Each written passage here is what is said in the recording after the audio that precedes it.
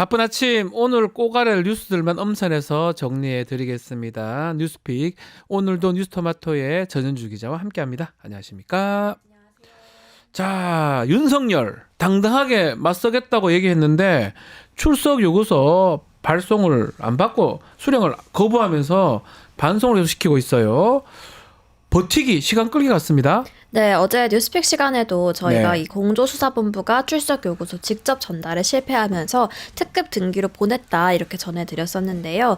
이번엔 관저에서 수령을 거부하면서 이게 반송이 됐습니다. 이에 공조부는 미배송이나 오배송이 아니라 출석 요구 불응으로 간주하겠다 이렇게 밝혔는데요. 우편물을 손에 직접 쥔 건 아니지만 출석 요구 내용을 인지한 상태에서 거부라는 답을 내놓은 걸로 볼 수 있다는 겁니다. 앞서 윤석열 씨는 수사에 당당히 맞서겠다 이렇게 말했었는데요. 그때의 발언이 굉장히 무색하게 윤석열 씨는 버티기에 돌입하면서 수사 지연 전략을 쓰고 있는 것으로 보입니다. 이에 공수처는 적법한 조치를 취하겠다면서 체포영장 청구까지 시사한 상태입니다. 자, 윤석열 버티기 작전에 돌입을 했는데 국민의힘에서는 헌법재판소 재판관 임명 절차에 불참하겠다고 선언을 했습니다. 이것도 버티기 작전 아닙니까? 네, 맞습니다. 이젠 헌재의 시간인 만큼 헌법재판소가 구인 체제를 갖출 수 있도록 국회는 신속하게 현재 공석인 3명 임명 절차에 나섰었는데요. 어제 돌연 권성동 국민의힘 대표 권한대행이 절차에 제동을 걸고 나섰습니다.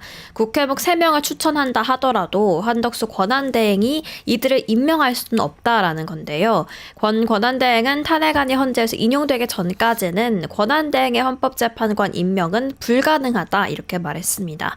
즉 대통령이 거리 상태, 자리가 비어있는 상태라면 권한대행이 재판관을 임명할 수 있지만 현재 윤석열 씨의 대통령 직무는 정지가 됐지만 여전히 건재하기 때문에 이는 권한대행의 권한이 아니라는 겁니다. 네. 그러면서 지난 2017년 박근혜 전 대통령 직무 정지 당시에도 황교안 권한대행이 헌법재판관을 임명하지 못했고 파면 뒤에야 임명했다라는 전례를 제시하기도 했는데요.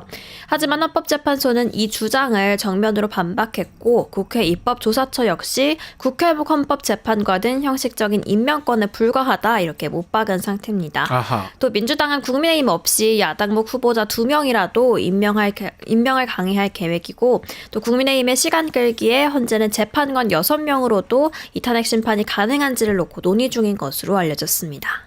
자, 이뿐만 아닙니다. 탄핵 소추단도 출범을 했는데요. 국민의힘이 이 소추단에도 불참을 선언했네요. 네, 탄핵 심판에서 이 윤석열 씨의 헌법과 법률 위반을 입증하는 검사 역할을 맡게 될 이 탄핵 소추안이 어제 출범을 했습니다.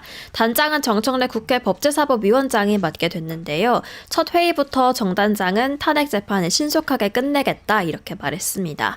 이외에도 민주당에서 9명, 조국혁신당에서는 박은정 의원, 개혁신당에서는 천하람 의원이 합류해서 총 11명으로 구성이 됐습니다. 즉 국민의힘은 빠진 채로 구성이 된 건데요. 지난 박근혜 전 대통령 탄핵 당시에는 여야 의원들이 함께 이 탄핵 소추안과 이 구성원을 꾸렸었는데 네. 이번에는 국민의힘이 이를 거부한 겁니다. 그러면서 그 이유로는 대통령 탄핵 소추안에 국민의힘 추경호 전 원내대표가 계엄 해제를 방해했다라는 내용이 들어가 있기 때문에 이 때문에 참여하지 않겠다 이렇게 말을 했습니다. 탄핵 표결 당시에도 국민의 뜻을 무시하고 무더기 탄핵 반대표를 던진 국민의힘이 이 수사 대상인 추경호 전 원내대표까지도 엄호하겠다는 명분으로 이 소추단 구성부터 회피하고 있는 겁니다. 자, 국민의힘이 계속적으로 이런 행동을 하고 있고 내란에 계속 동조하는 모양새예요. 또 언론에서는 이것에 무슨 정치적인 뭐 그런 것처럼 얘기하는 것도 이게 과연 맞는지 좀 정신을 좀 차려야 될 것 같은데, 자, 이 과정에서 윤석열의 40년 지기 석동현 변호사 변호인 됐다면서요. 네, 맞습니다. 윤석열 씨 변호인단 대표를 이 석동현 대표가 김홍일 전 방통위원장이 맡았고 이 석동현 변호사가 어제 입장을 나타냈는데요. 김 전 위원장은 윤석열 씨가 수사기관 출석 요구에 응할지 여부에 대해서는 답하지 않았는데 윤석열 변호인단 구성을 도와주겠다던 이 40년 지기 친구 석동현 변호사는 내란 수사는 광기다 이렇게 주장을 했습니다. 석 변호사의 주장은 정권 찬탈을 위해서 윤석열 씨가 내란을 일으킨 것도 아니고 폭동 요소가 없었기 때문에 이 내란이 아니라는 건데요. 그러면서 오히려 이 야당의 여러 국정 난맥과 국헌 문란 부분을 법적으로 따지겠다 이렇게 말했습니다. 한편 수사기관의 출석 요구에 대해서는 윤 대통령은 법 절차에 따르겠다는 인식은 확고하다면서도 탄핵소추 후 권한만 정지됐을 뿐 엄연히 대통령 신분인데 대통령이 오란다고 가고 이렇게 하겠느냐라면서 좀 앞뒤가 안 받는 주장을 펼치기도 했습니다. 네.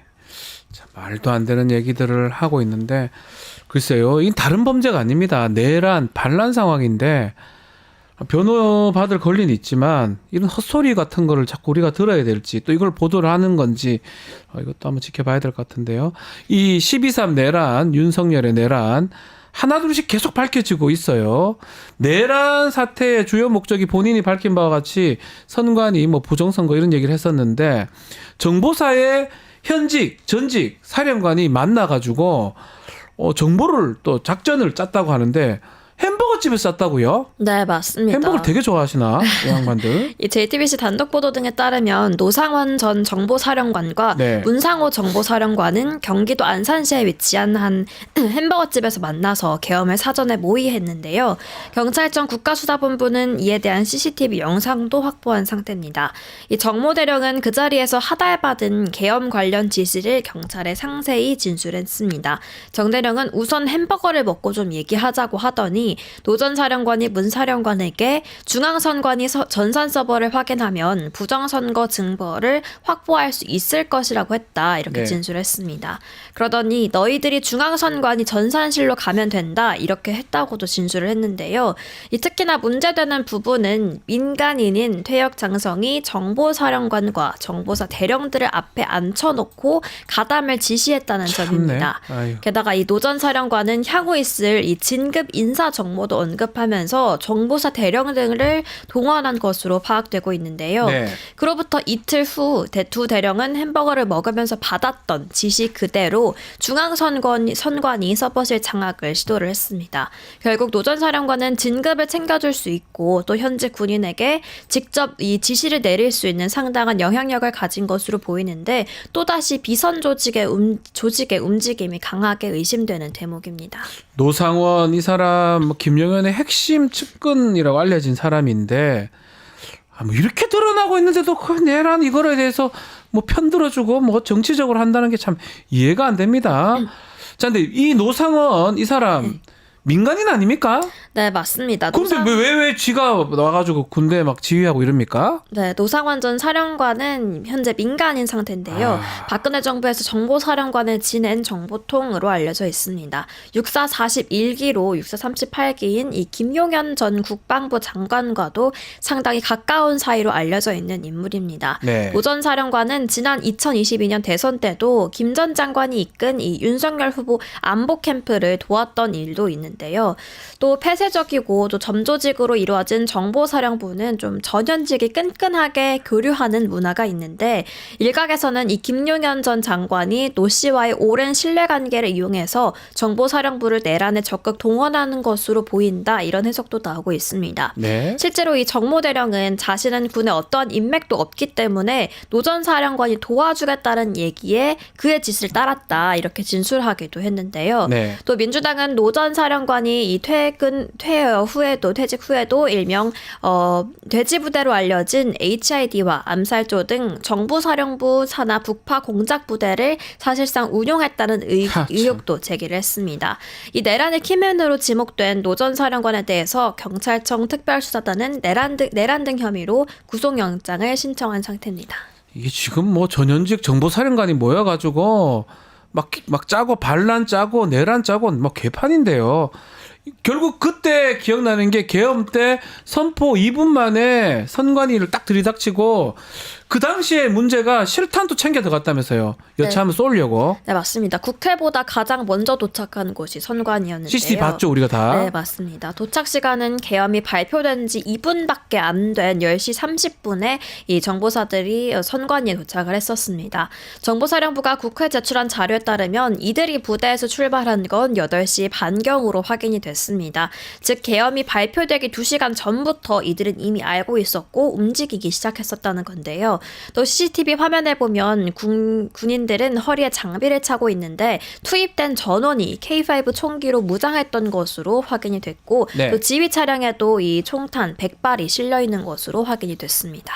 자, 계엄이 사전에 준비됐고 이게 내란 정황으로 모의했던 게 속속들이 다 드러나고 있는데 이 가운데 노상원 이 사람 전 정보사령관이 2달 전부터 이미 정보사 요원들 선발해서 이 사람들한테 각각 임무를 직접 하달했다면서요. 네, 맞습니다. 이 SBS 단독 보도에 따르면 정보사 핵심 정보통은 계엄 당일 저녁에 순식간에 그런 요원들을 판교에 모을 수는 없다면서 노상원 전 사령관이 이미 2달 전부터 치밀하게 준비했던 거다라고 이제 털어놨습니다. 노 전 사령관이 휴민트, 즉 이 인적정보 담당 대령과 HID, 북파 공작원 담당 대령을 데리고 요원 선별과 평가, 또 선정 등의 작업을 이미 오래전부터 해왔다라는 겁니다. 정보사 본부 소속 일반 장교들은 계엄 초기 선관위 서버를 촬영하는 임무를 수행한 데 반해서 판교에 집결했던 이 정보사 병력은 계엄 성공 뒤의 작전, 휴민트의 경우 정치공작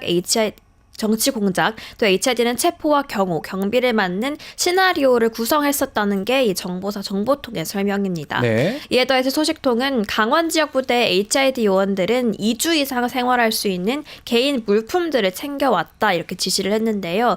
이 부분은 이 계엄이 성공했을 때를 상정하고 상당 기간 작전이 길게 이어졌을 거를 대비해서 이 부분까지 계획했던 것으로 추정되고 있습니다. 자, 많은 분들 오늘 또 오셨어요. 자, 용산 건풍기님, 이래도 계엄이 내란죄가 아니라고 말을 할 수 있나? 현자의 돌, 계엄의 맛, 또 트리스터 돼지 작전 질문합니다. HID 돼지 부대를 말씀하신 것 같습니다. 안드로메다를 간다. 오선아님, 또 이프로님, 젤리스님, 광야님까지 말씀을 주시고 있습니다. 이렇게 얘기하는데도 이게 내란이 아니고 반란이 아니고 이런 모의가 아니라고 어떻게 할 수가 있나요? 이거를 무슨 정치적으로 중계하듯이 계속 보도하는 게 과연 맞는지. 우리의 적이에요, 민주주의의 적.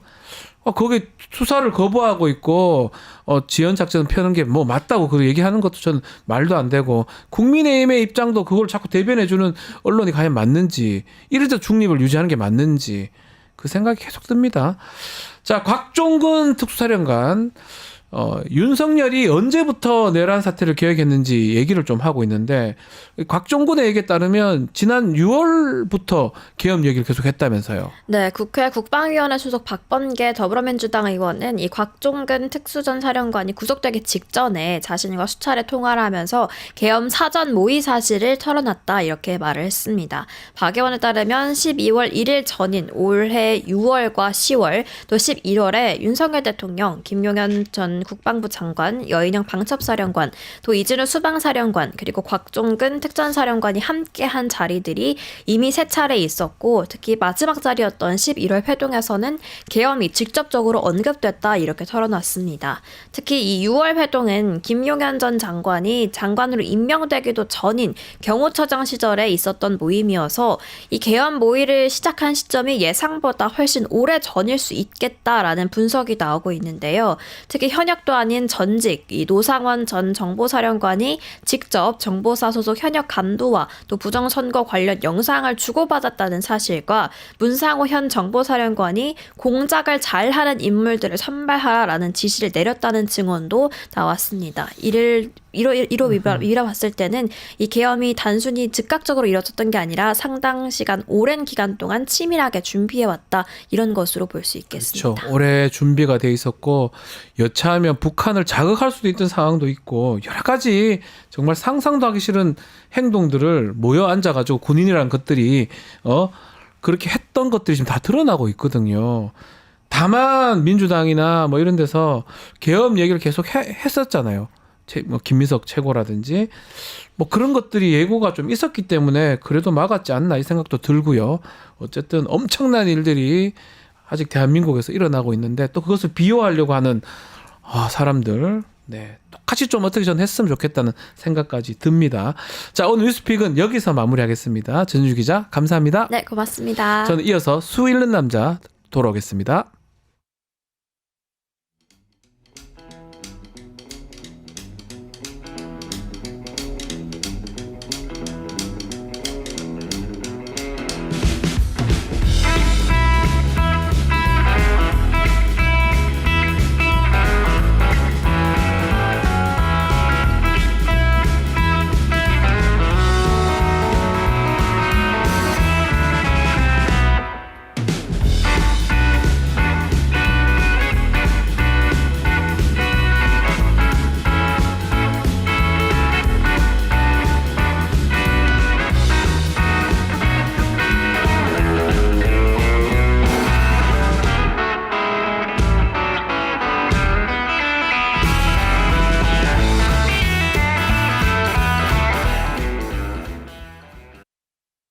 유튜브 구독하고 실시간 채팅과 댓글을 남기시면 매일매일 7,000TTCO를 드립니다.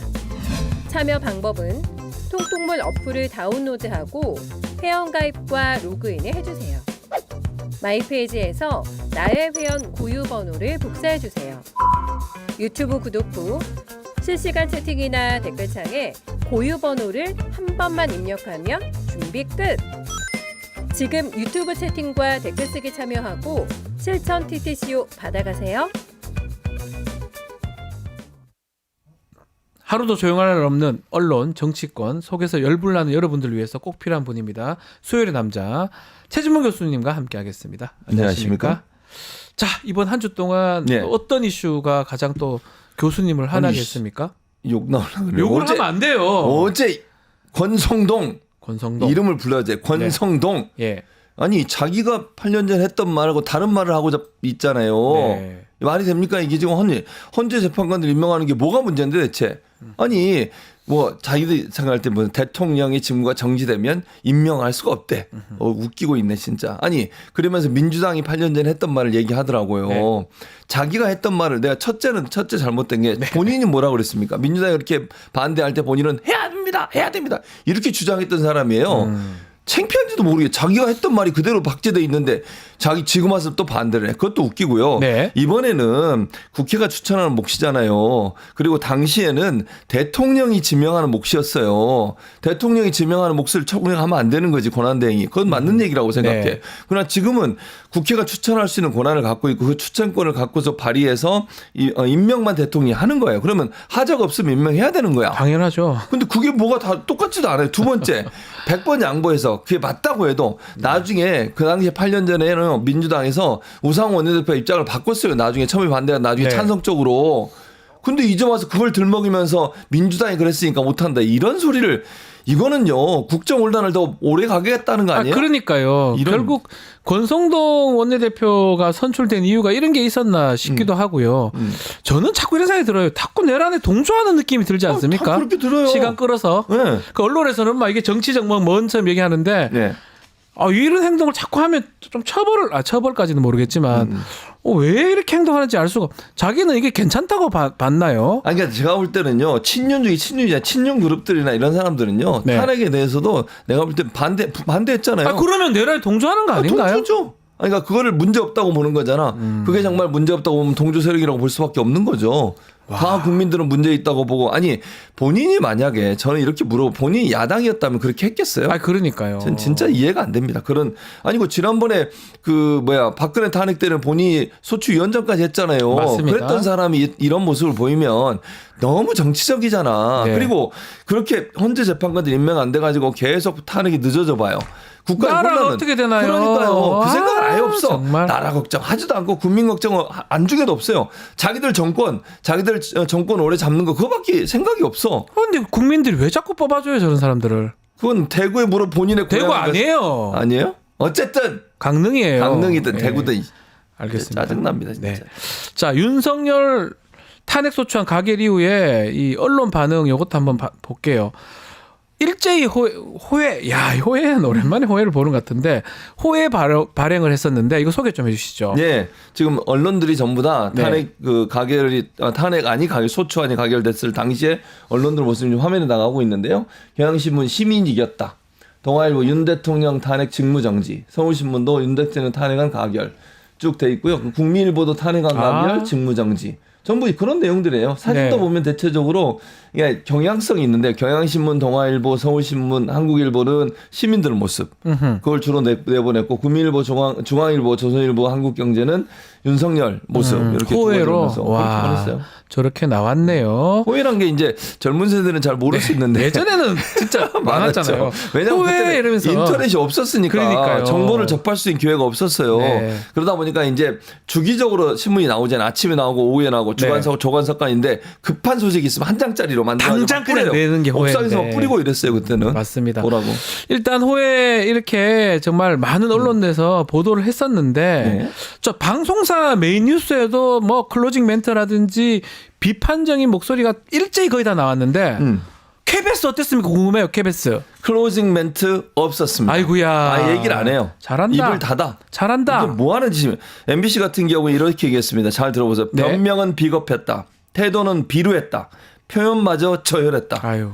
정말 정확히 짚지 않습니까? 네, 기가 막히네요. 그리고 잘 대통령이나 칭호를 붙이는 것도 담화라는 표현을 쓰는 것도 과연 적절한가 쉽게 만든 네. 29분이었다. 이런 얘기를 했고 SBS마저도 비상계엄은 우리 일상을 헤집어놨고 사람들은 여전히 걱정하고 또 불안해하고 있다. 그런데도 대통령 오늘 담화에서 짧은 시간이었지만 놀랐을 국민들에게 사과한다고만 말했다. 네. 이런 얘기를 했고요.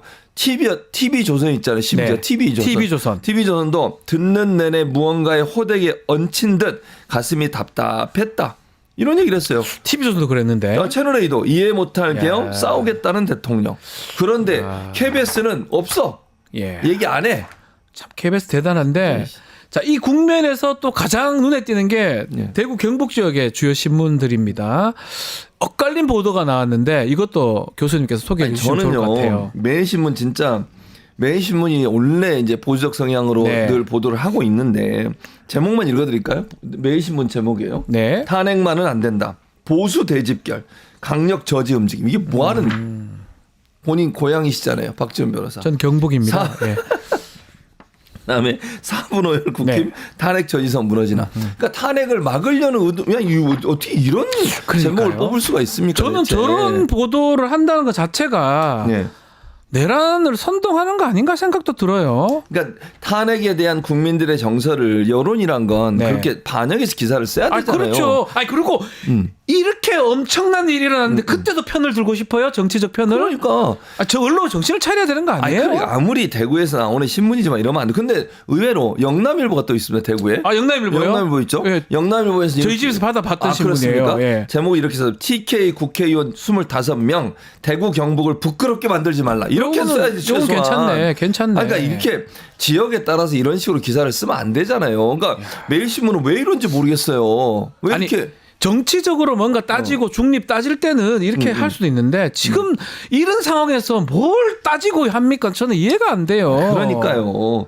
그러니까 저는 아무리 대구를 기반으로 해서 발행되는 신문이라 하더라도 네. 대구 시민들도 화나고 집회하고 이런 거 많이 봤습니다. 저 대구 시내에서도 맞습니다. 예. 그런 분들도 많고요. 네. 탄핵 찬성 여론은 대구 지역도 여론조사 결과 중에 일부는 더 많아요. 찬성이 네. 반대보다. 그러니까 국민의힘 지지층 말고 일반 대구 시민들 대상으로 해서 여론조사 해보면요. 네. 지금도 탄핵 찬성 여론이 많습니다. 맞습니다. 그 반영해서 기사를 써야지 이렇게 기사를 쓰면 어떻게 하겠다는 겁니까? 그리고 엄중한 일 아니겠습니까? 엄중하죠. 내란 반란을 했어요. 확 그냥. 네.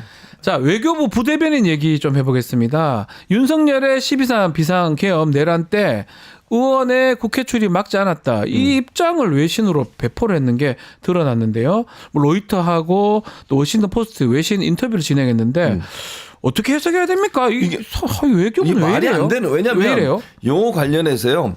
예. 국회에서 외교부 장관한테 물어봤어요. 질의를. 네. 조태열 장관한테 이거 알고 있었냐? 몰랐대요.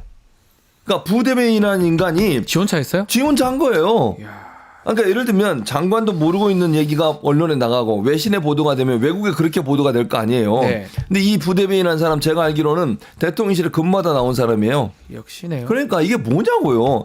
자기가 원하는 내용을 얘기하는 게 아니잖아요. 부대변인 하면 그 부의 공식적 입장을 대변하는 거예요. 이런 사람도 저는 내란 공조자라고 전 보거든요. 거짓말한 거잖아요. 그러니까요. 아니 이게 외교부의 외신의 불가피 설파까지 했다는 건데 이게 뭐 이런 사람이 다 있어요. 그러니까 이거는 기본적으로 업무 자체를 제대로 안 하는 거예요. 무슨 말이냐. 아까도 말씀드렸잖아요. 네. 대변인이든 부대변인이든 개인의 생각이 어떻든 관계없어요. 그걸 얘기하라고 대변인 시켜놓은 게 아니잖아요. 그렇죠. 그럼 지가 혼자 가서 어디 가서 사랑방에 가서 얘기를 하든지 네. 언론을 대상으로 해서 브리핑을 할 때는 그 단체 조직의 부처의 입장. 그렇지. 그러면 본인 마음대로 하면 안 돼요. 되죠. 아니 당연히 뭐 안 의견 되죠. 수렴하고 뭐 장관이나 아니면 뭐 차관이나 아니면 뭐 이쪽에 관계된 사람들의 의견 다 정리해서 그렇게 공식적으로 나가야지 개인의 의견을 가져다가 이렇게 쓰면 되겠냐고요. 야, 이게 참 뭐 지금 뭐 부처가 장난입니까? 자기 하고 싶은 대로 쓰면 어떡합니까? 그러니까 이런 사람들을 또 부대변인 안 친 것도 문제라고 봐요. 이게 아니, 저는 대통령실에 있다가 여기 왔는데 이 사람이 그냥 대통령실 근무한 게 경력이 돼서 온 거 아니겠어요? 그렇죠. 근데 그런 사람이 와서 윤석열 지키겠다고 하는 이런 태도를 보이는 거 공직자로서 자격이 없어요. 네. 공직자는 중립성을 지켜야 되는 거 아니에요? 그것도 그렇죠. 대변인한 사람이 네. 자기 생각을 마음대로 막 옮겨? 아니요, 전 선동하는 사람이라고 보거든요. 처벌해야 돼요, 저런 사람. 처벌해야지. 앞으로 당연히 저런 짓을 처벌해야지. 안 하지. 당연하죠.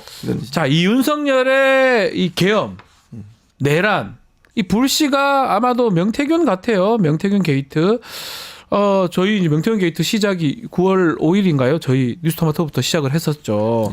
이것도 어떻게 보면 레거시 미디어가 아니라 유튜버였는데 유튜브 저널리즘 이건 어떻게 교수님 보고 계십니까? 저는 이제 그러니까 유튜브 저널리즘도 약간 저는 네. 뭐랄까 구분을 좀 해야 한다고 생각하는데요. 기본적으로 언론사를 운영하는 그러니까 네. 인터넷 기반의 언론사를 운영하는 곳에서 운영하는 유튜브와 네. 그냥 개인이 운영하는 유튜브는 약간 저는 차이가 다르다. 있다고 봅니다. 예.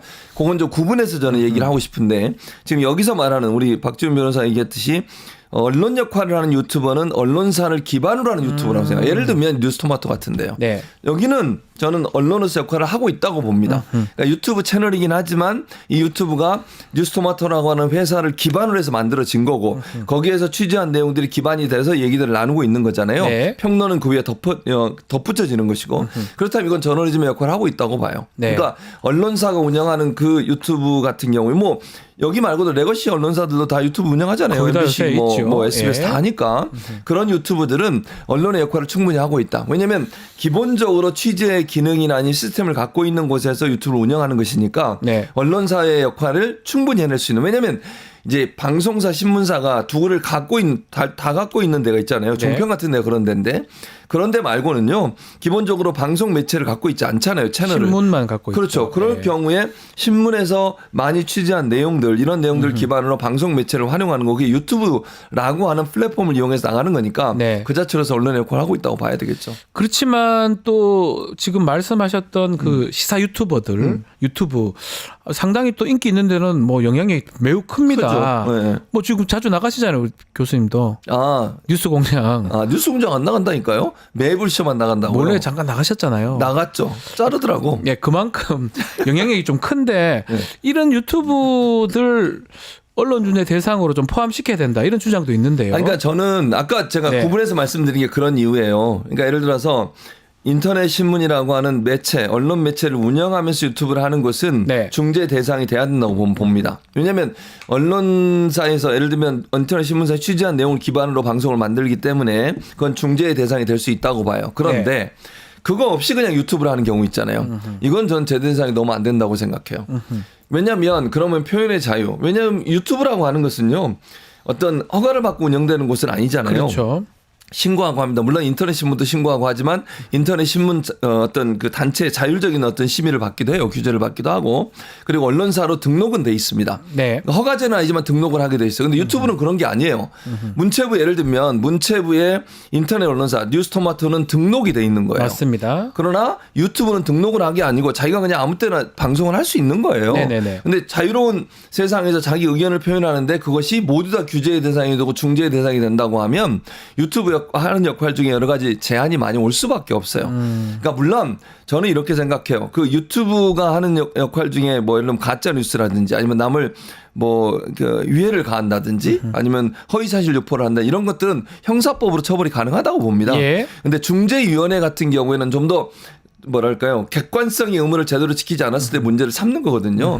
근데 유튜버들이 하는 역할마저도 그렇게 다 규제를 해버리면 자유롭게 얘기하는데 상당히 큰 방해를 받을 수 있어요. 그래서 아까도 말씀드린 것처럼 인터넷 신문이나 신문 기반으로 운영되는 유튜브 기존의 언론사가 운영하는 유튜브에서는 중재위원회 언론중재위원회에 포함시킬 수 있지만 일반 유튜버들까지 집어넣는 것은 물론 필요성이 있긴 하지만 그것이 표현의 자유나 또는 어떤 소통의 자유를 제한할 수 있는 부분이 있기 때문에 좀 신중을 기할 필요가 있다고 생각합니다. 방심위 차원에서 제재하는 건 어떻습니까? 방심위도 저는 반대예요. 하면 안 된다. 네, 왜냐하면 일반 유튜브는 지금 현재는 방심위는요. 네. 방송 매체 그러니까 케이블 방송 그다음에 공중파 방송만 제재를 하게 돼 있습니다. 네. 거기는 엄격하게 더 왜냐하면 그건 중립성을 반드시 지켜야 돼요. 네. 그러니까 이게 근데 일반 유튜버가 중립성을 지켜라 이래버리면 약간 이건 좀 문제가 될 수 있어요. 그러니까 네네네. 유튜브는 아까도 말씀드렸지만 개인이 운영하는 것이고 또 유튜브는 누구나 원하면 자기 목소리를 낼 수 있는 공간이기 때문에 그렇죠. 또 유튜브라고 하는 게 모든 사람의 불특정 다수가 모든 사람한테 다 뿌려지는 게 아니잖아요.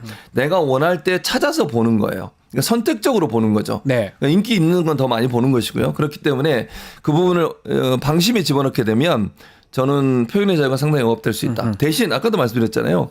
몇 가지 사안이 있어요. 방심위에서 폭력, 선정성 이런 거 있잖아요. 네. 마약 이런 네. 거는요. 일반 유튜버도 다 제재합니다. 그렇죠, 지금도. 그렇죠. 그러니까 예. 정치 유튜버들 중에 반드시 양쪽 의견을 다 전달해야 된다든지 뭐 예컨대 중립성을 지키라든지 이런 거는 그런 필요 없겠죠. 방심위는 그건 예. 필요 없다는 거죠. 예. 그러니까 유튜버에 그렇게 하는 건 안 된다는 거고요. 다만 언론사를 기반으로 한 유튜브는 그렇게 한다고 생각해요. 저는.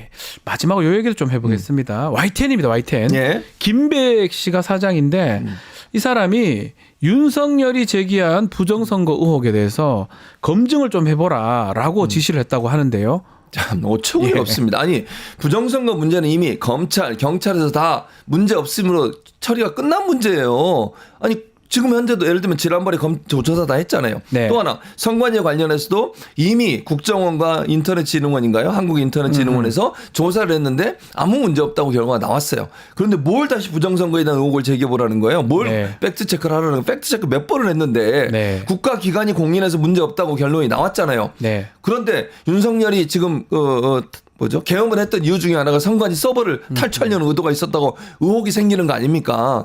그거에 발맞춰 가는 거예요 지금? YTN은 대체 왜 이 모양이에요? 그러니까요. YTN 내부원들 반발이 좀 있을 것 같은데요. 당연히 반발이 있죠. 아. 기자협회에서 성명을 냈는데 극우 유튜버들은 끊임없이 부정선거 의혹을 검증해야 한다고 주장하고 윤석열은 해당 의혹을 근거로 비상계엄을 합리화하는 태도를 보인다면서 YTN이 팩트체크에 나서자는 논리의 확대 재생산에 일조하는 것이 즉 윤석열이 주장했던 그 주장과 극우 유튜버들의 주장에 동조하는 것이 네. 김백 사장이다 이렇게 주장을 하고 있는 거죠. 야, 근데 이 김백 이 사람을 이렇게 임명한 게 다 이유가 있었네요. 당연히 이유가 있었죠. 예. 그러니까 보수적 성향의 사람을 사장으로 임명할 때는 현 정권에 좀 친화적인 방송을 만들겠다는 의도라고 저는 생각해요. 네. 이게 민영화의 폐예요. 이게 민영화돼서 이런 거 아닙니까?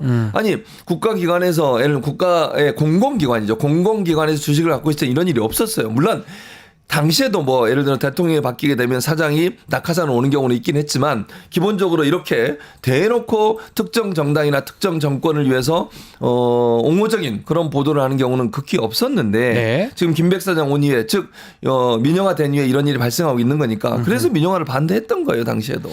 자, 참 김백 사장 같은 경우 이 사실 문제가 좀 많다고 했는데 네. 결국은 이렇게 행동했고 이뿐만 아닙니다. YTN 지난 14일 탄핵안 표결이 있었는데 그때 여의도 광화문하고 딱 2분할 해놓고 뭔지 똑같은 것처럼 이게 공영방송 맞나요? 공영방송 아니죠. 민간방송이지. 그러니까 대놓고 예를 들면 이런 거잖아요. 본인들 입장에서는 이게 뭐 중립성이라고 주장을 이게 할 뭐 텐데요. 중립성입니까? 중립성이 아니죠. 더 많이 모인 것이 어딘지도 분명하고요. 예. 탄핵에 대한 국민적 여론이 높잖아요. 그리고 실제적으로 많은 법학자들이나 법률가들이 이구동성으로 동일하게 얘기를 합니다. 이건 내란죄가 맞다고 얘기를 하고 있고요. 네. 국민의힘 지지자들, 국민의힘 있는 분들 빼고는 대부분 다 이거는 계엄에 대해서 엄청난 분노를 느끼고 있는 거잖아요. 네. 그럼 그 국민적 정서를 전달해 줘야죠. 물론 한두 번 광화문에도 집회가 있다 이렇게 얘기하는 건 오케이 좋습니다. 근데 2분할 해가지고 그걸 계속 보여줘요? 네. 의도적이죠 이거는. 광화문에 이렇게 모인다. 윤석열 지키려고 하는 사람이 이렇게 많다. 이런 걸 보여주려는 거 아닙니까? 네. 한쪽만 있는 게 아니고 다 있다 이런 얘기 하려고 하는 거잖아요. 예. 근데 그분들이 광화문에서 모이는 사람들의 집회도 보여줄 수 있다고 생각해요. 근데 2분할 할 수 있는 대상이냐는 거예요. 그거는. 안 되죠. 그건 아니잖아요. 크기도 다를 뿐더러 내란 일이 일어났습니다. 언론은 이럴 때는 그냥 스포 중계하듯이 반반 이렇게 해서는 안 돼요. 정신을 차려야 됩니다. YTN아. 이게 뭡니까 이게. 저는 이런 언론사도 막 자꾸 이런 짓 반복하면 내란 동조죄 되는 거 아닌가. 저는 그런 생각이 자꾸 드는데요. 자꾸 들어요. 정신을 왜 안 차릴까 몰라요. 알겠습니다. 제가 좀 화가 나요. 아니 왜냐하면 전염이 되는 거지. 국가의 어떤 비상적인 사태가 이렇게 맞아요. 민주주의가 아주 침해될 수 있는 이게 보수 뭐 진보의 문제가 그건 문제가 아니잖아요. 아니에요, 그거는. 근데 왠지 보수 진보의 문제인 것처럼 그냥 해도 끌고 되는 가지. 것처럼 계속 그걸 보도하는 거죠. 책임질 겁니까? 그래서 하는 거예요. 화난 거 아닙니다. 네. 자, YTN 뭐 잘려서 그런 거 아니에요. 절대 아니에요. 잘려서 그런 갈 생각도 1도 없고요. 네, 알겠습니다. 자, 오늘 말씀은 여기까지 듣겠습니다. 최모 교수님 감사합니다. 감사합니다.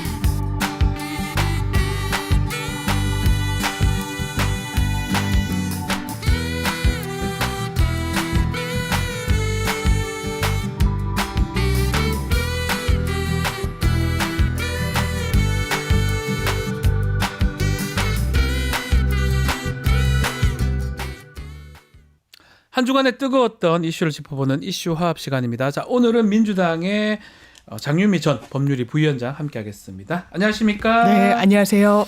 자, 검찰이 윤석열 21일까지 출석하라고 2차 소환 통보했습니다. 1차 소환 불응 이후로 변호인 선임 안 된다 이런 얘기를 했는데 변호인 윤곽은 드러났습니다. 네. 석동현 등등. 자, 이번에도 거부할까요? 어떻게 보십니까? 일단 계속 누군가 이런 표현을 쓰더라고요. 이게 기싸움을 한다라고 하는데 일단 본인이 법적 정치적 책임은 다 지겠다고 여러 차례 이야기를 했는데 네. 거기에 부합하는 모습을 최소한 보여주고 있는 것 같지는 않습니다.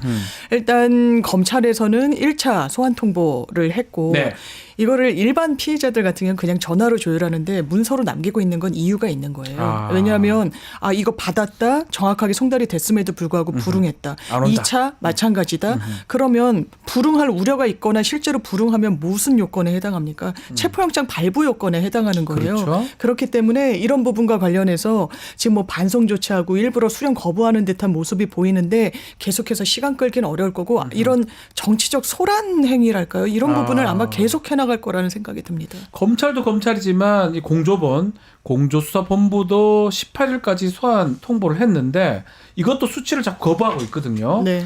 이게 사실은 왜 이렇게 거부하는 겁니까? 이거는 그냥 일국의 대통령으로서 대통령을 그래도 지냈던 네. 사람이잖아요. 도저히 좀 국민 앞에 아니 떳떳하게 맞서겠다고 자기가 뭐 할 일 했다면서요. 네, 그러니까 그것과는 워낙 다른 거고 이런 식으로 지금 심지어는 헌법재판소에서 답변서 내라는 안내문도 수령을 안 받고 있다라고 나오고 이럽니까? 있는데 예. 그건 장외전도 불사하겠다는 취지로 보여요. 사실상 마지막 이 대국민 기자회견은 I'll be back이었습니다. 나 다시 네, 돌아올 거야. 나 돌아오겠다. 살아서 돌아오겠다. 예. 그 전에는 뭐라고 이야기했습니까? 내가 맞았다라는 거예요. 네. 그런 상황 속에서 그렇다면 법적 투쟁을 정정당당하게도 하지 않는 것 같아 보이는 겁니다. 계속해서 반송하고 거부하고 그러면 수사기관은 무슨 명분을 쌓을까요? 체포할 명분을 인신을 구속할 명분을 지금 쌓아가서 이런 장외전을 펼치고 있다라는 점이 저는 또 정치인 윤석열의 뭐랄까요 협량함이랄까요 네. 이런 걸 다시 보는 것 같습니다. 이게 수사를 받지 않겠다, 시간 끌겠다, 뭐 이런 의지로 보이는데 그러면 체포밖에 없을 것 같기도 하고요. 네, 그렇습니다. 실제로 어제는 예. 압수수색이 또 단행이 됐었는데 네. 7시간인가요? 계속 경호처와 이 수사관들 사이에 실랑이가 있다가 그냥 네. 철수를 했다고 합니다. 근데 압수수색과 영장을 만약에 발부가 돼서 인신을 구속하는 건 네. 다른 거예요. 왜냐하면 기본적으로 대통령실 뭐 이런 부분은 보안 시설로 되어 있어서 압수수색을 하더라도 이 책임자의 어떤 허락하에 승인하에 사실상 그 압수수색이 이루어질 수밖에 없는 한계가 있는데 그렇죠. 인신구속은 좀 다른 측면에 아. 이런 법적인 제한이나 한계가 설정되어 있지 않습니다. 그렇다면 지금 경호처 대통령직이 직무집행 중에 있는 거기 때문에 경호는 받고 있는 상황인데 네. 언제까지 이 부분 막을 수 있겠습니까?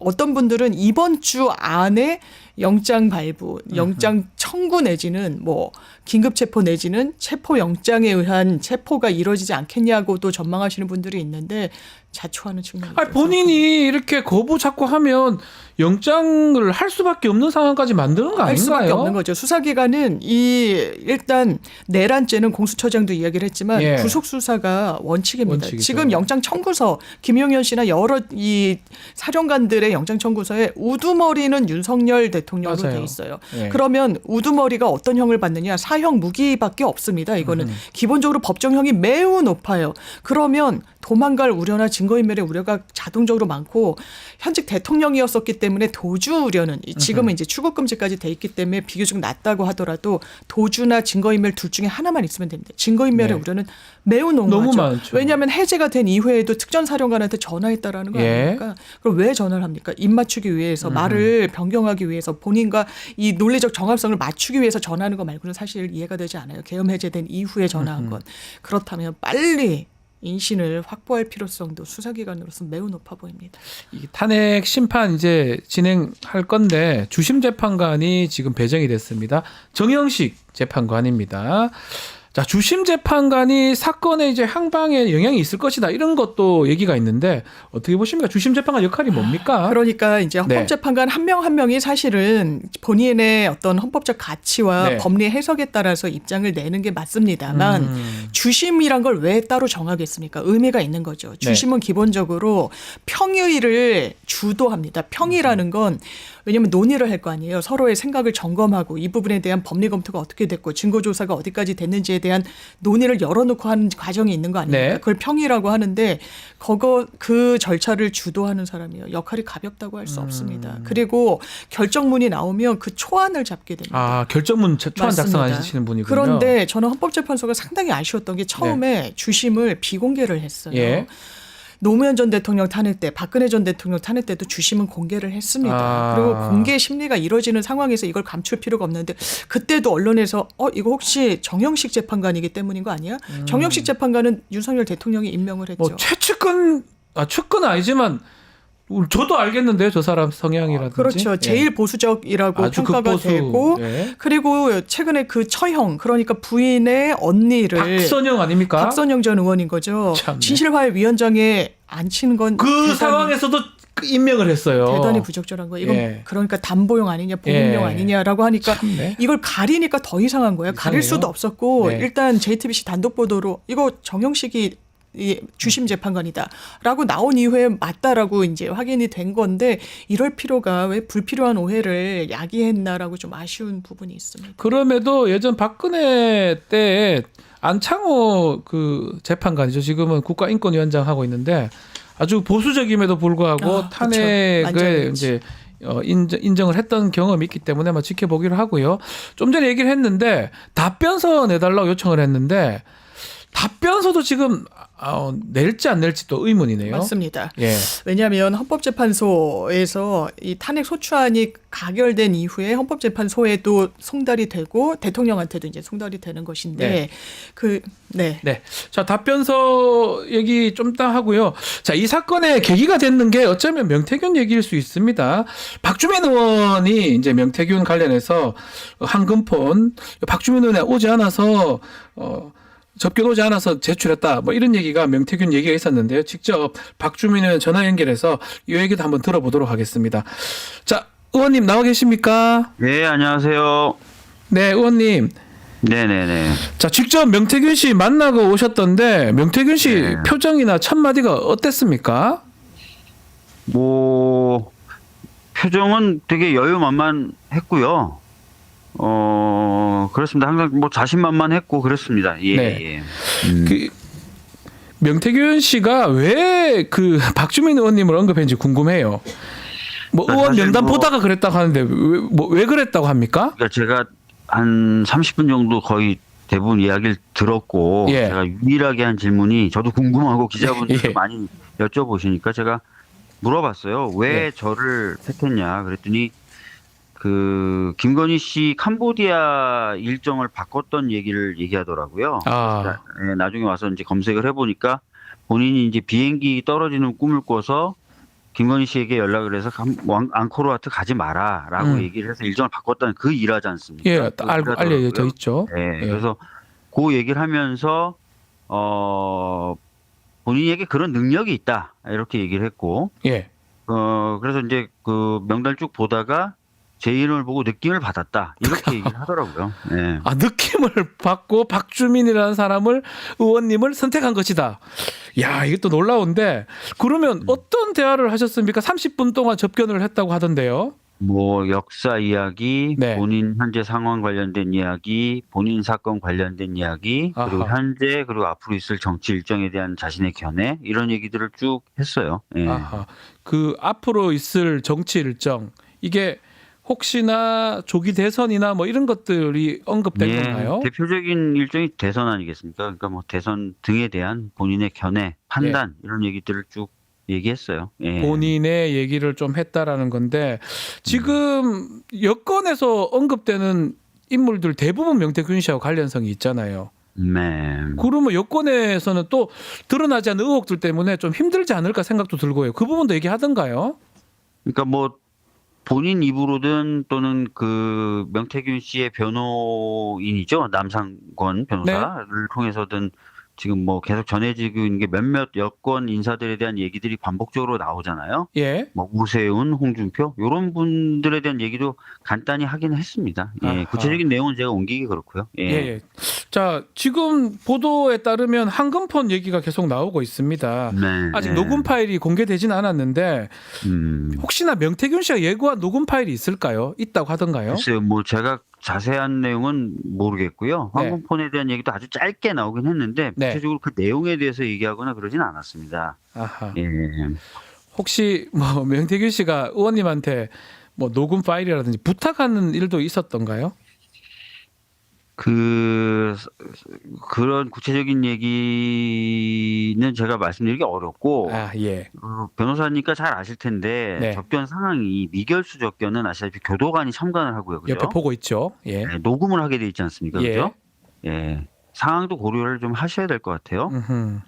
하여튼 대화는 완결된 건 아니고요. 네. 그래서 당과 함께 이제 이후 절차를 좀 진행하도록 하겠습니다. 네. 또 갈 수도 있는 건가요? 접견하러? 아니 그런 것까지 정해져 있고 그러진 않습니다. 아하. 예. 결과론적으로 이번에 접견을 명태균 씨가 원했던 거는 뭐 다른 이유는 없었다고 보시는 겁니까? 뭐 전반적으로 저는 얘기를 쭉 들었고요. 네. 들었고 아까 말씀드렸던 것처럼 대화가 완결된 건 아니고 음흠. 하여튼 뭐 그렇습니다. 그래서 뭐 구체적으로 뭘 원했는지라든지 이런 부분은 제가 뭐 말씀드리기도 어렵고 네. 그렇네요. 예. 알겠습니다.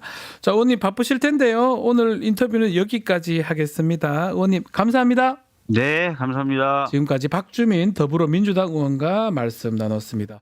자, 명태균 한금폰 이야기가 좀 중요하다 보니까 우리 박주민 의원 또 접견을 갔기 때문에 바로 지금 연결을 좀 해봤는데, 장윤 변호사님.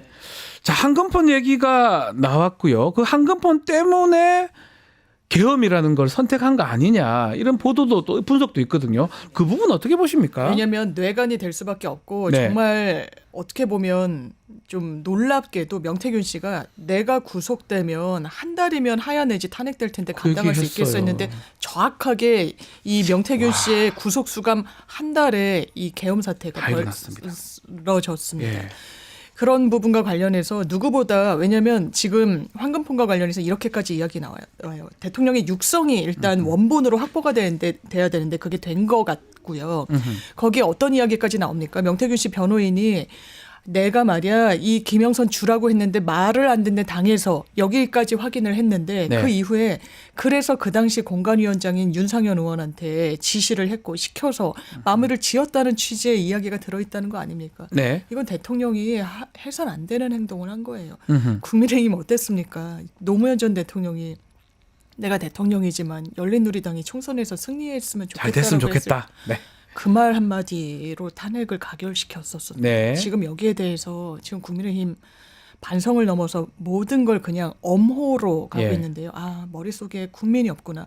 그리고 이런 뇌관 누가 제일 먼저 제일 잘할 거예요? 김건희 여사랑 윤석열 대통령입니다. 네. 이거를 타개하는 정치적 모멘텀 없을 거예요. 드러나고 점점 커지고 눈덩이처럼 의혹이 해소되기는커녕, 왜냐하면 자꾸 거짓말을 하니까요. 네. 그런 부분과 관련해서 뭔가 타겟책으로 이 계엄 사고한 거 아닌가라는 일각의 분석도 있습니다. 자, 그렇다면 결국은 이 명태균의 황금폰이라든지 뭔가 중요한 것들이 대통령실로 보고가 됐고, 당시 대통령 입장에서는 이 방법이 없을 거다고 판단했고 이미 쭉 진행하려고 했던 계엄이나 네. 이런 내란 행위를 그때 딱 실행한 것이다. 이렇게 네. 보는 게 좀 합리적일 수 있네요. 저는 계엄의 이 맥락도, 왜냐하면 계엄을 뭐 12월 1일에 네. 준비하고 아니요 11월 달부터 준비했다는 계속 정황들이 했다 나오고 하죠. 예. 있는데 그때 또 어떤 맥락이 있었습니까? 왜냐하면 아마 대통령실에, 왜냐하면 그러려고 민정수석실도 사실상 부활시킨 거 맞습니다. 아닙니까? 예. 검찰 수사 상황을 보고를 안 받았다고 보기는 어려울 거예요.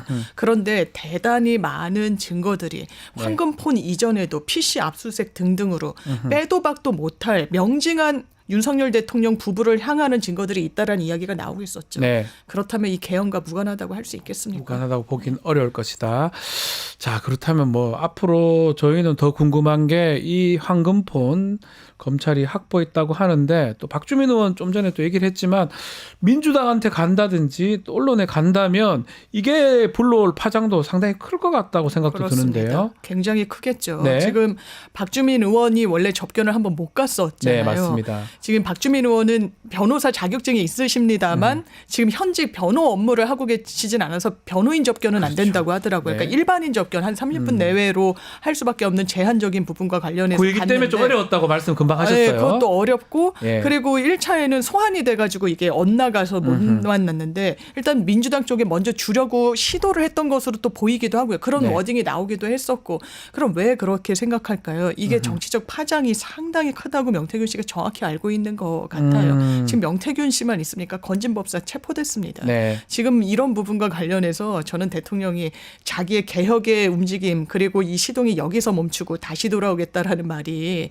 얼마나 가벼운지 스스로 알고 있는지 모르겠습니다. 알겠습니다. 자, 상황이 아마 더 급박하게 돌아갈 겁니다. 명태균의 사건 게이트는 게이트대로 진행이 될 것 같고요. 또 내란은 내란대로, 탄핵은 탄핵대로 아마 급박하게 돌아갈 것 같은데, 다시 좀 탄핵 심판 얘기를 좀 하면요. 답변서 제출을 하고 뭐 이렇게 해야 되는데 답변 제출하는 게 또 의무사항은 또 아니잖아요. 네, 맞습니다. 헌법재판 네. 그 과정에서, 그러니까 저희가 이 절차에서 꼭 지켜야 되는 기일과 그렇지 않은 네. 기일이 있어요. 뭐 불변 기일과 그렇지 않은 기일이 있는 건데, 기본적으로 민사, 행정, 헌재 이런 과정 중에서는 답변서 제출하라는 안내문이 받고 7일 내 내라고 합니다만 네. 안 내도 되고 낸다고 그러니까 그 기일 내 안 내더라도 나중에라도 낼 수 있는 그런 기일이거든요. 이제 네. 대통령은 그 안내문조차 수령을 하고 있지 않는 상황인 거고요. 지금 헌법재판관 설명을 듣더라도 우리가 답변서 안내문을 보낼 때 네. 이게 기록이 통지됐고 이런 사건이 게시가 됐다라는 걸 안내하는데 좀 더 방점이 있지 답변서라는 건 좀 부동문자로 그냥 안내에 기계적으로 들어간 측면이 있는데 안 내더라도 불이익은 없지만 지금 스스로 항변할 걸로 보여가지고 낼 예. 것 같습니다. 내기는 낼 것이다. 자, 헌법재판관 임명이 지금 또 정치권에 논란이 되고 있는데 국민의힘의 권성동 원내대표는 탄핵안이 헌법재판소 인용하기 전까지 헌법재판관 임명이 또 불가능하다고 주장을 하고요. 또 박찬대 원내대표 같은 경우는 빨리 이거 지연하지 말고 구인 체제로 정상적으로 탄핵 심판하자라고 하는데 어떻게 봐야 됩니까? 저는 이 국면에서 제일 이해가 안 되는 정치인이 권성동 의원입니다. 예. 아니 본인이 이런 이야기를 해요. 일단 권한대행이 권위와 사고가 나눠서 생각이 됐대요. 왜냐하면 헌법 71조에 보면 권한대행이 국무총리한테 넘어가는 그 요건이 네. 권위 내지는 사고로 돼 있습니다. 그런데 그 부분이 구분되어 있지 않아요. 권위라는 건 사실 사망한 거, 사고라는 건 헌법 주석서를 보면 뭔가 직무집행이 정지된 경우 그리고 진짜 사고를 당한 경우예요. 그런데 이 권한대행과 관련해서 기본적으로 헌법학계에 모아진 중론은 심지어 지금 헌법재판관 3명 임명돼 있잖아요. 네. 청문회 앞두고 있잖아요. 3명도 국무총리가 임명할 수 있다라고 합니다. 왜? 기본적으로 이 대통령이 3명을 그리고 대법원장이 3명을 그리고 국회에서 3명을 임명하는 게 헌법재판관이에요. 그렇죠. 만약에 한덕수 권한대행이 대통령의 임명 몫을 자기가 막 적극적으로 인사를 한다면 그거는 논란이 될 수 있어요.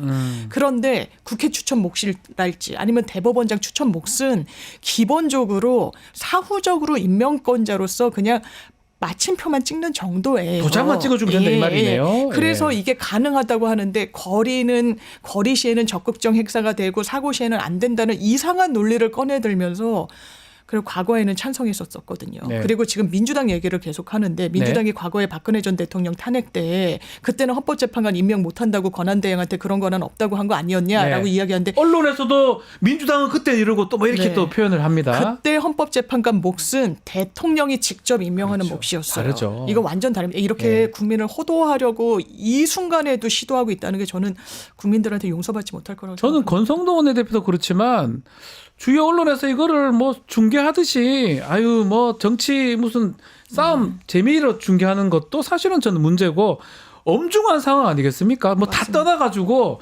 엄중한 상황이고 대통령을 탄핵하려면 9명의 정상적인 재판관으로 해가 구성을 해서 탄핵 심판하는 게 맞지 않나요? 저는 맞습니다. 이거를 자꾸 편들어주고 이러는 거는 좀 이해가 잘 안 됩니다. 이건 정파의 문제를 이미 떠났어요. 그렇죠. 그럼 헌법재판관도 그럼 지금 6명이고 6명 꽉 채워가지고 이 찬성을 해야지만 가결이 되고 그리고 그렇게 만약에 했다고 하더라도 나중에 일부 시민들은 왜 9명 아니냐, 왜 6명 체제에서 했냐, 이거 정당성이 있냐, 그러니까요. 3명이나 공석 이런 상황을 그러면 그냥 두라는 겁니까? 이런 상황을 그냥 방치하는 게 민주주의인가요? 그래서 전혀 그렇지 않다고 생각합니다. 이게 내란이고 반란 행위를 하고 이렇게 했는데 이게 보수하고 진보의 문제인지 정치의 문제인지 저는 상당히 의문인데 계속 정치의 문제로 가져가려는 국민의힘 또 그걸 보도하는 언론까지 상당히 답답함이 느껴지는데요. 자, 또 다른 게 하나가 있습니다. 한덕수 권한대행이 이제 임명권을 행사를 해야 되는데 지금 비상계엄 특검법하고 김건희 여사 특검법 이게 거부권 행사 여부도 지금 문제가 되는데 어떻습니까? 또 이 거부권 행사하라고 또 국민의힘 얘기하는 것 같던데요. 권성동 원내대표가 권한대행이 이미 그렇게 입장 표명을 했죠. 네, 이게 어떤 법입니까? 비상계엄 특검법 그럼 수사하지 말자는 소리인가요? 그러니까요. 그리고 권한대행이 이 권한을 행사하는 데 있어서 모아진 중론은 현상 유지하라는 예. 거예요. 왜냐하면 너무 적극적인 이를테면 헌법상 대통령의 권한은 군 통수권이 있고 또 계엄권도 있는 겁니다. 그러면 권성동 원내대표는 한덕수 총리가 계엄도 발동해도 된다라고 생각하는 겁니까? 그러니까요. 아니 현상 유지에 머물러야 돼요. 그리고 모르겠습니다. 양곡관리법 등등과 관련해서도 거부권 행사할 가능성이 높다라고 하는데 그 부분도 무책임하고 저는 현상 유지 권한만을 가진 왜냐하면 선출된 권력이 아니잖아요. 지명된 총리에 불과한데 상황 때문에 권한 대행이 된 겁니다. 적극적인 대통령의 권한 행사를 할 법적 근거가 없다고 봐야 돼요. 그런데 나아가서 김건희 특검 그리고 비상계엄 특검까지 거부를 한다. 한덕수 총리 생각 정확하게 하셔야 됩니다. 본인 피해자입니다. 네. 이 부분과 관련해서 국민 편에서 선택해야지 뭔가 한 정파, 국민의힘 응원받지 못하는 이 보수 정당이 원하는 대로 한다는 건 정말 있을 수 없는 일입니다. 자, 그러면 특검법도 한덕수 권한대행이 이게 거부하기는 좀 어렵지 않나. 왜냐하면 본인도 탄핵이 지금 걸려 있고 내란 또 공범으로 좀 문제되지 않습니까? 맞습니다. 네. 자기도 피의자 신분인 거를 망각할 수 없죠. 이 부분은 많은 국무회의조차 열리지 않았다고 본인이 실토를 했어요. 네. 헌법 82조를 보면 국법상 행위는 문서로서 하게 돼 있습니다. 문서 남겼습니까? 네. 개헌법에 따르면 이 부분은 국무회의 의결을 거쳐야 돼요. 전두환 씨도 심지어는 그 절차를 네. 거쳤습니다. 전두아이도. 예. 그런데 윤석열 대통령은 그런 것조차 개념이 없었던 거죠. 국무회의라고 할 수도 없는 2, 3분짜리 본인의 그냥 성토하는 자리가 있었습니다. 네. 아주 부득불 말렸어야 되는데 제대로 말린 국무위원 한 명이라도 있었습니까? 누가 그러더라. 윤여준 전 장관이 그러더라고요. 국무위원이라면 바짓가랑이라도 잡고 말렸어야 되는데 그런 사람은 아예 임명하지 않았을 거라고. 없었죠. 윤석열 대통령이. 예. 지금 이 비난에서 자유로운 국무위원, 정치인, 보수정당의 정치인 없다고 봐도 무방할 겁니다. 거부권 행사 시한이 21일까지입니다. 한덕수 권한대행 입장에서는 이게 뭐 국정안정협의체인가요? 이거 협의해 주길 바란다는데 여야가 좀 민주당하고 국민의힘 대립하는 상황이고 만약에 이제 아니면 한덕수 권한대행이 선택을 해야 되지 않을까 생각이 듭니다. 그러니까 그런 의미에서 국민의힘은 저는 좀 납득하기가 어렵네요. 저는 납득도 안 되고 이해도 안 되고 국민들한테 어떤 심판을 받으려고 지금 이런 그러니까요. 행태를 하나. 왜냐면요. 국정안정협의체 너무 필요해요. 네. 지금 완전히 국정이 공백 상황입니다. 한덕수 총리가 정치력을 잘 발휘할 거라고 믿는 사람이 있습니까? 국민들이 있습니까? 거의 없죠. 거의 없다고 보는 게 맞겠죠. 그럼 국회가 상당히 중책을 맡아야 돼요. 그래서 제안한 게 국정안정협의체입니다. 네. 권성동 권한대행이 뭐라 그랬어요? 이재명이 하니까 싫다라고 했다라는 거예요. 이거는 머릿속에 대한민국 민주주의 시민이 있는 정치인이 아니에요. 예. 오로지 당리당략, 정치적 셈법, 차기 대선 그 부분만 있는 겁니다. 본인들이 더 자리 보존할 생각 국민들이 모를 것 같으세요? 아니요. 정확히 알고 있습니다. 국정운영 협의체조차 못하는 정당이 어떻게 선택을 받겠습니까? 네. 오늘도 새로 구성된 그 국민의힘 원내대변인 이야기를 들었더니 우리랑 협의가 없었다. 뭐 국회의장이 키를 잡는 게 맞다. 아니요. 저는 변명이라고 생각합니다. 네. 이 부분 지금이라도 그러면 누가 키를 잡고 하는 거 논의에 참여하면 되잖아요. 변명, 해명, 납득할 수 없는 논리, 궤변. 지금 이런 걸 보여줄 때인가요? 자기들이 이렇게 자초한 상황이에요. 네. 정말 읍소하고 반성하고 눈물로써 용서를 구해도 부족할 판에 이런 행태를 보인다. 용서할 수 없어요. 정반대로 가고 있습니다. 이게 정치 상황인가요? 정치가 아닙니다. 이거는 내란에 부역하고 동조하고 협조하는 모양새로 보이기 때문에 글쎄요. 이게 그대로 넘어갈 수 있을 저는 의문인데요. 자, 뭐 국민의힘 얘기 좀 더 해보면 한동훈 전 대표는 뭐 당선 146일 만에 물러났고요. 근데 한정훈 전 대표가 지지자들 향해서 사퇴문에서 포기하지 않겠다 이 말도 했습니다. 아마 조기 대선이 열리면 좀 참전하겠다 이렇게 분석을 하고 있는데 어떻게 보십니까? 근데 조기 대선에 참전할 수 네. 있는 기반은 없다고 생각합니다. 기반이 없다. 왜냐하면 보수의 사실상 미래 권력으로 가장 급부상했었는데 정말 그 기회를 본인이 전 놓쳐버렸다라고 생각합니다. 그러니까 당원 게시판과 관련해서 너무 많은 논란이 있던 중에 그렇죠. 계엄이 선포됐어요. 예. 그러자 한동훈 전 대표가 됐죠. 정확한 메시지를 냅니다. 위헌적이다, 위법적이다. 그러더니 그런데 당론은 탄핵 부결이네. 그러면 나는 탄핵 부결이야라고 이야기를 해요. 네. 거기에 대해서도 정확한 정치 판단을 못했습니다. 그러다가 지금 믿을 수 있는 정보기관으로부터 나를 체포하려고 했다. 나 탄핵 찬성한다라고 이야기를 해요. 네. 입장이 번복이 됩니다. 본인을 중심에 두고 사고하는 걸로 보이는 거죠. 그렇죠. 그러다가 또 탄핵 반대로 번복을 합니다. 그때 어떤 분기점이 있었습니까? 당에 일임하겠다고 대통령이 네. 이거 사실 거짓말이었죠. 네. 왜냐면 그렇게 하지 않았으니까. 그런데 그 말을 믿고 어떻게 보면 나이브하게 순진하게 하더니 한덕수 총리 대동하고서는 당사에서 기자회견합니다. 이젠 내가 국정운영의 주체라고요. 네. 그러면서 탄핵을 반대하겠대요. 네. 국민들이 뭐라고 생각합니까? 정치 노름을 하는구나. 대통령 노름을 하는구나. 소통령 놀이에 빠져 있구나라고 생각한 거예요. 네. 그리고 마지막에 탄핵 찬성. 당에서 물병 받고 욕 받고 비난, 킬난 계속 받았죠. 저는 그런 건 부당하다고 생각합니다만 이런 상황을 국민들이 지켜봤어요. 그때는 정치인 한동훈에 대한 채점표가 계속 그렇죠. 이뤄지고 있는 중이었습니다. 네. 계속 오답을 쳤던 거예요. 그런데 어떻게 미래 권력을 합니까? 그리고 본인 당에서의 지지도 완전히 잊었죠. 당을 완전히 두덩강이로 쪼개는데 일조했다고 보이는 부분이 있습니다. 네. 그 지지 기반이 보수 원래 상수로 가져가야 되는 것조차 못 가져가는데 무슨 조기 대선에 출마를 해서 승산이 있겠습니까? 그렇죠. 좀 매우 낮다고 봅니다. 진면목이 아주 뭐 다 드러났습니다. 그래서 쉽지가 않다라고 지금 말씀 주셨고요. 국민의힘 내부에서는 그 탄핵 찬성표 던진 12명의 의원들을 색출해내자 해보자 이런 목소리가 나오고 있습니다. 탈당시켜야 된다, 뭐 출당시켜야 된다 이런 얘기 하는데 너무한 거 아닙니까 이거? 이건 너무한 걸 넘어서 참. 예전에 저희 헌법교과서에 예. 예수를 믿느냐 아니냐라고 네. 했을 때 십자가를 십자가 한번 밟아보라. 밟기. 예. 지금 일어나가지고 누가 찬성했냐라고 했다는 거예요. 네.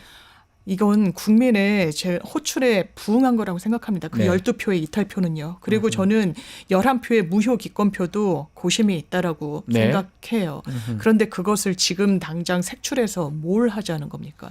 그러면서 당내에서 나오는 주류적인 목소리는 동지가 더 이상 아니다. 함께 갈 수 없다. 추출해야 된다. 배신자다. 아니요. 이 최소한 찬성표를 던진 사람들은 국민을 배신하진 않았습니다. 그러니까요. 아주 소수의 당원들, 강경한 이 보수파들이 왜 대통령을 지키지 못했느냐. 대통령이 부정선거 이야기하는 거 들여다볼 수 있는 거 아니냐, 맞지 않느냐. 그건 국민 상식이 아니에요. 정치는 아니죠. 기본적으로 중도를 예. 보고 해야 됩니다. 확장성을 가져가야 되는데 그걸 못해요. 자기네들은 이건 영남 자민련도 아니에요. 네. 더 쪼그라드는 길을 선택하고 있는 겁니다. 오늘 조선일보 제목에 탄핵의 강을 건너려다가 계엄의 바다로 빠져든다는 아. 취지로 이야기를 하는데 예. 매우 공감합니다. 탄핵 트라우마 어떻게 운운할 수 있습니까? 계엄과 관련해서 돌아가신 분들의 유족분들도 살아계세요. 네. 그런데 본인들이 집권하는 그 기회를 놓칠 뻔했다라고 해서 심지어는 나중에 꾸어와가지고 윤석열 대통령 집권에 성공했잖아요. 탄핵 트라우마 운운하면서 국민들 마음을 보듬어줄 생각은 하지 않고 나경원 의원도 민의에 즉각적으로 호응하는 게 민주주의가 아니라고 어떻게 정치인이 이야기합니까? 네. 민의의 정확한 시점에 정확하게 부응하는 게 정치가 할 일 아닙니까? 맞습니다. 이런 상황을 국민들한테 고스란히 사실상 생중계로 보여주고 있는데 국민 선택 받을 수 있겠습니까? 우리 미래 세대가 교과서에서만 보던 계엄을 지금 현실에서 목도했어요. 청년이 미래 세대가 보수 정당 당분간 지지할 수 있겠습니까? 누가 자초했습니까? 근데 그 매듭조차 국민 눈높이에서 제대로 못 짓고 있구나. 대단히 아쉽고 모르겠어요. 한편으로는 계엄에서 붙잡히기를 바랬나 이런 생각도 들어요. 내란이 성공해가지고 그냥 다 잡아놓고 대한민국 민주주의 다 없어지고 뭐 이런 것들을 바란 것처럼 보이지 않나요? 만약에 그 참네. 불법 계엄이 이 내란이 성공했으면 네. 저는 국민의힘 의원들이 그때도 위법적이라고 얘기했을지는 좀 의문입니다. 조국 전 의원이 이야기한 것처럼 이 국무위원들도요. 만약에 이 계엄 성공했으면 거기에 부역하지 않았을 거라고 자신 있게 얘기할 수 있습니까? 네. 지금 국면에서는 난 없었다, 빠졌다, 반대했다, 못 들었다 이야기하는데 비겁합니다. 진짜. 비겁합니다. 예. 국민의힘 상황이 지금 그렇긴 한데 비대위원장을 지금 뽑기는 뽑아야 됩니다. 비대위원장 뽑아야 되는데 뭐 관심도는 그렇게 좀 많이 떨어지는 것 같습니다. 누가 그렇죠. 되든지 뭐 똑같지 않나 생각도 들기도 네. 하고요. 인물들이 거론이 되고 있는데 이 동아일보 제목도 보시면 당내에서도 기득권 꼰대당. 왜 그러냐면 지금 권성동 원내대표가 권한대행을 하는데 계속 쭉 갈 수도 있다라는 네. 이야기도 나오고요. 권영세 의원 모르겠습니다. 이게 당내에서의 어떤 선출직을 많이 해보시진 않았다라고 해서 부정적으로 이야기하시는 분도 봤는데 네. 어쨌든 이 정부의 국무위원이었어요. 통일부 장관을 역임했고 대통령과 같이 서울대 법대 선후배로서 굉장히 가깝고 대통령을 국민의힘에 데려오는데 큰 역할을 했던 분입니다. 네. 지금 이 국면에서 비대위원장으로 적절해 보이지 않고요. 네. 원희룡 전 장관 이야기도 나오는데요. 네. 원희룡 전 장관 어떻게 했습니까? 양평고속도로 의혹 있을 때 민주당 날파리들 간판 떼게 해주겠다면서 팔을 걷어붙였었습니다. 네. 이런 편향되고 이런 인식으로 지금 이런 비상 상황 복구할 수 있습니까? 나경원 의원도 저는 좀 안타까운 게 네. 본인이 저출산 고령화 부위원장 할 때 폴란드 헝가리식 네, 방법이었나요? 맞습니다. 저는 대단히 유효한 어떤 방안일 수 있다고 생각했어요. 대출을 하고 아이를 낳을 때마다 이자 탕감, 원금 그렇죠. 1급 탕감. 그리고 실제로 그걸로 그 출산율이 올랐다고 하더라고요. 해당 국가 같은 경우에는.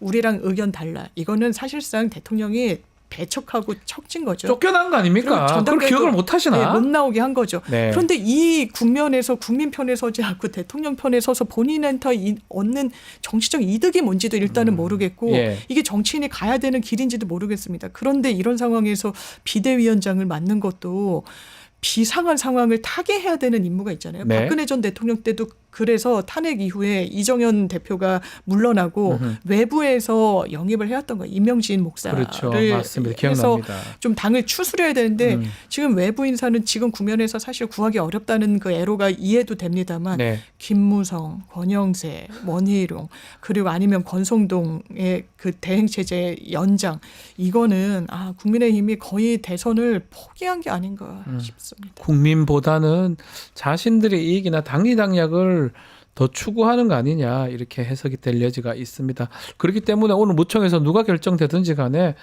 큰 의미가 또 없지 않을까 생각도 듭니다. 왜냐하면 친윤이 지금 장악한 국민의힘입니다. 지금 윤석열 반대했던 탄핵에 찬성했던 의원들을 색출해 내려고 하는 국민의힘입니다. 누가 비대위원장 맡겠습니까? 지금이라도 국민의힘 정신을 좀 차려야 되는 거 아니냐. 내란에 동조하는 정당이 된다면 위험 정당으로 해산될 여지도 있지 않을까 그렇게 말씀드리겠습니다.